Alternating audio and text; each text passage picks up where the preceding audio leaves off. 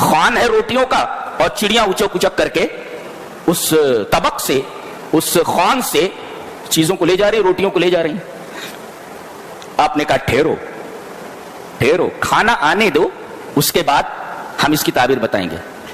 تو عام ترزقانی، اس کا مطلب پرانے زمانے میں بھی قیدیوں کو کھانا دیا جاتا تھا، کپڑا دیا جاتا تھا اور بہت ساری سہولتیں انہیں مہیا کی جاتی تھی۔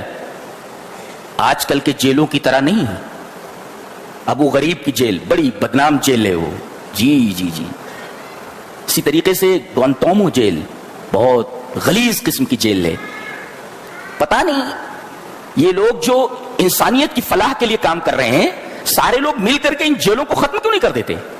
ان جیلوں کو صفحہ ہستی سے کیوں نہیں مٹا دیا جاتا؟ یہ جیلیں نہ رہیں۔ تو کہا کھانا آنے دو، اس کے بعد میں تعبیر بتاتا ہوں۔ کھانا آ گیا، کیوں؟ اس لیے کہ ابھی تعبیر بتا دیں گے تو ایک آدمی تو ویسے ہی کھانا نہیں کھائے گا۔ کہا کہ ان دونوں کے اوپر الزام تھا کہ بادشاہ کو زہر ان دونوں میں سے کس نے دیا ہے؟ ساقی نے دیا یا نان بائی نے دیا ہے؟ حقیقت میں نان بائی نے دیا تھا۔ اس نے یہ خواب دیکھا تھا کہ میرے سر پر طبق اور چڑیاں اس سے روٹیاں اٹھا اٹھا کر کے، کھانا اٹھا اٹھا کر کے لے جا رہے۔ کہا کہ تجھے سولی دے دی جائے گی، کس کو؟ نان بائی کو، اور تو دوبارہ اپنے بادشاہ کی خدمت میں لگ جائے گا اور اسے شراب پلانے لگے گا۔ تو سچ مچ اسی طریقے سے فیصلہ کیا گیا۔ اب یہ جو آدمی تھا ساقی، یہ جب نکلنے لگا جیل سے، کہا کہ تم تو جا ہی رہے ہو، میرا ایک کام کر دو، اپنے بادشاہ سے یہ کہنا کہ ایک بے گناہ آدمی جیل میں پڑا ہوا ہے۔ دیکھو انہوں نے سبب کے اوپر بھروسہ کر لیا، بھول گئے۔ اللہ تعالیٰ نے اس آدمی کو بھی بھلا دیا۔ یہ بادشاہ کے پاس پہنچا تو مگر اسے یاد نہیں رہا کہ میرے جیل کے ساتھی نے کیا کہا ہے، کہ کہہ دینا کہ ایک بے گناہ آدمی جیل میں پڑا ہوا ہے۔ بھول گیا۔ فانساہ الشیطان ذکر ربہ، ذکر کرنے سے شیطان نے بھلا دیا، اور جیل میں کئی سالوں پڑے رہے۔ اب بادشاہ خواب دیکھتا ہے۔ بادشاہ خواب کیا دیکھتا ہے کہ 7 دبلی گائیں ہیں اور 7 موٹی گائیں ہیں۔ دبلی گائیں موٹی گائوں کو کھا رہی ہے، کیسے ہو سکتا ہے؟ 7 ہری بالیاں ہیں اور 7 سوکھی بالیاں ہیں۔ اب تمام نجومیوں کو بلایا گیا جو ماہر نجوم تھے کہ اس خواب کی تعبیر کیا ہے۔ کہا مما نحن بتاویل الاحلام بعالمین، یہ خواب پریشہ ہے اور ہم خواب پریشہ کی تعبیر نہیں بتاتے۔ تب اس آدمی کو یاد آیا، ارے ایک آدمی تو خواب کی تعبیر بتانے والا ہے، وہ تو جیل کا ساتھی تھا، جیل میں پڑا ہوا ہے۔ اوہو میں تو بھول۔ فوراً اس نے کہا کہ میں ایک آدمی کو بتاتا ہوں جو بالکل خواب کی تعبیر بتا دے گا، اور مجھے ہی بھیجو آپ۔ ساقی بول رہا ہے مجھے ہی بھیجو۔ وقال الذی نجا منہما، ان دونوں میں سے جو بچ گیا تھا اس نے کہا وذکر بعد امۃ، ایک مدت کے بعد اسے یاد آیا، کہنے لگا انا انبئکم بتاویلی، میں آپ کو اس کی خواب کی تعبیر بتاؤں گا۔ یہ بولتا ہے میں خواب کی تعبیر بتاتا ہوں آپ کو۔ یہ خواب کی تعبیر کیا بتائے گا؟ کہا کہ میں خواب کی تعبیر بتاتا ہوں نا، فارسلون، مجھے بھیج دو۔ کہا کہ جا اولے والا میں جا، آتا ہے۔ یوسف علیہ السلام کتنے حلیم ہیں، یہ نہیں کہا کہ یہ آدمی، اس سے میں نے کہا تھا کہ اپنے بادشاہ سے میرا ذکر کرنا، بھول گیا، اس نے پیچھے مڑ کر کے مجھے دیکھا نہیں اور بھولے سے مجھے یاد نہیں کیا۔ غصے میں آ جانا چاہیے تھا نا، غصے میں نہیں آئے۔ یہ کہہ رہا ہے یوسف ایھا الصدیق، اے سچے یوسف، افتنا، ہمیں بتاؤ، ہمارے بادشاہ نے خواب دیکھا ہے، فی سبع بقرات سمان، کہ 7 موٹی گائیں ہیں، یاکلہن سبع عجاف، کہ 7 دبلی گائیں ان کو کھا رہی ہیں، وسبع سنبلات خضر، 7 ہری بالیاں ہیں، واخر یابسات، اور 7 یہ سوکھی بالیاں ہیں۔ لعلی ارجع الی الناس لعلہم یعلمون، مجھے خواب کی تعبیر بتا دو تاکہ میں لوٹ کر لوگوں کو بتاؤں، تاکہ لوگ جان لیں۔ انہوں نے یہ نہیں کہا کہ میں خواب کی تعبیر نہیں بتاؤں گا، تو نے میرے ساتھ بہت برا سلوک کیا ہے، تیری وجہ سے میں کتنے سال سے جیل میں پڑا ہوا ہوں۔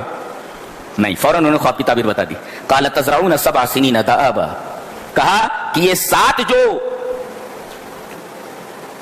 موٹی گائیں ہیں اور یہ 7 جو سوکھی گائیں ہیں، دبلی گائیں ہیں، ان کا مطلب سمجھتے ہو کہ 7 سال کے بعد قحط پڑے گا اور وہ 7 سال پر محیط ہوگا۔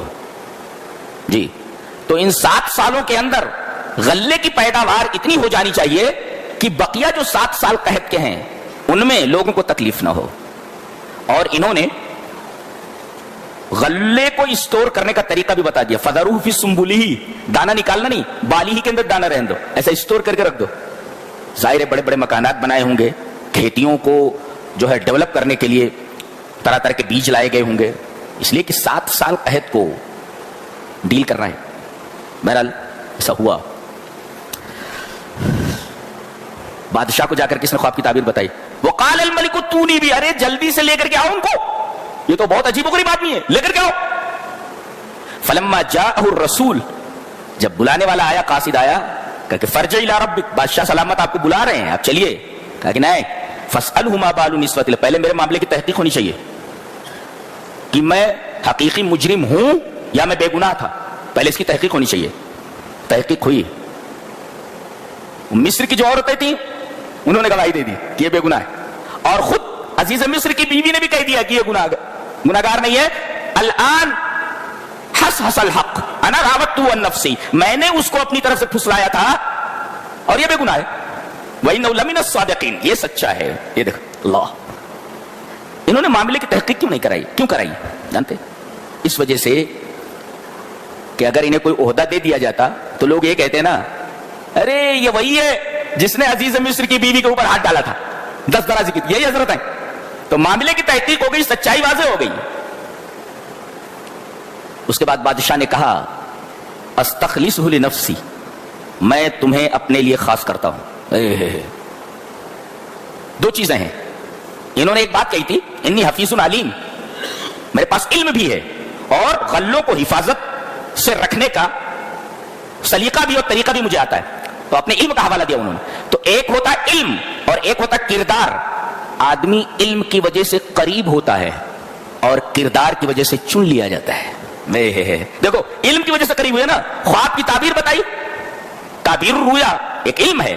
تو خواب کی تعبیر بتانے سے، یعنی علم کی وجہ سے بادشاہ نے انہیں اپنے پاس بلایا، قریب کیا، اور ان کا کردار دیکھ کر کے تحقیق ہوئی نا کہ سچا ہے یہ. ان کے کردار کی وجہ سے انہوں نے اپنا خاص آدمی بنا لیا بادشاہ نے. تو علم کی وجہ سے آدمی قریب ہوتا ہے اور کردار کی وجہ سے آدمی منتخب کیا جاتا ہے. یہ ہے نیتا چننے کا، کارپوریٹر چننے کا، اور کسی عہدے پر بٹھانے کے لیے جو پروسیجر ہے وہ یہی ہے.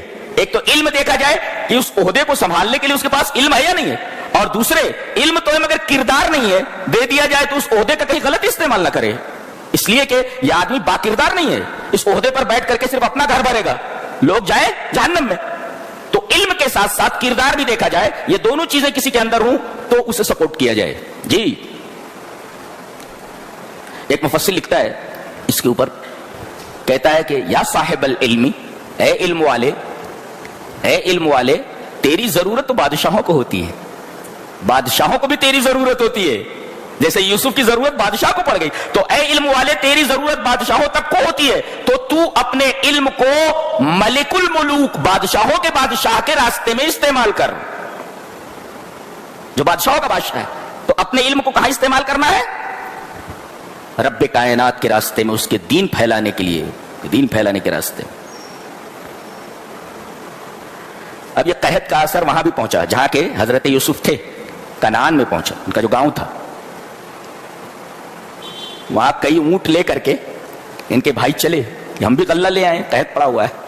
وجاء اخوة یوسف فدخلوا علیہ فعرفهم وهم له منکرون.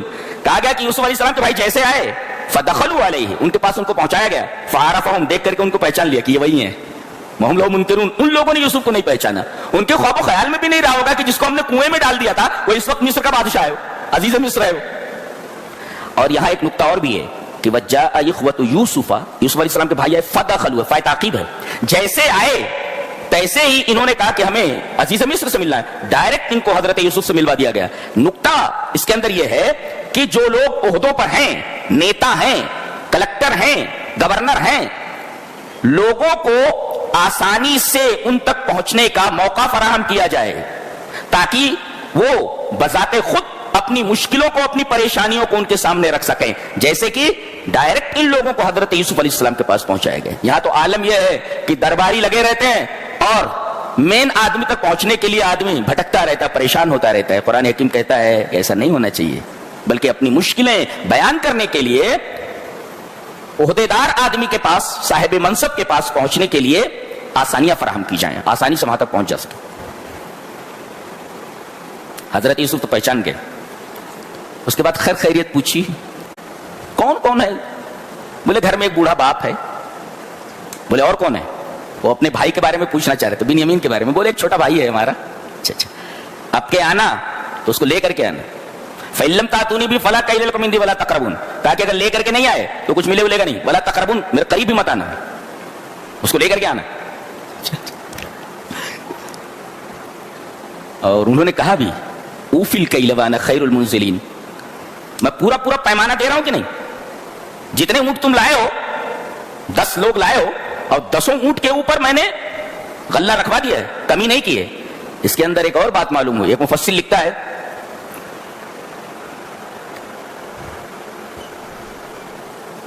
کہ جتنے بھی عہدے داران ہیں ان کو چاہیے کہ لوگوں کے حقوق پورے پہنچا دیں. اوفل کیلا, پورے پہنچا دیں.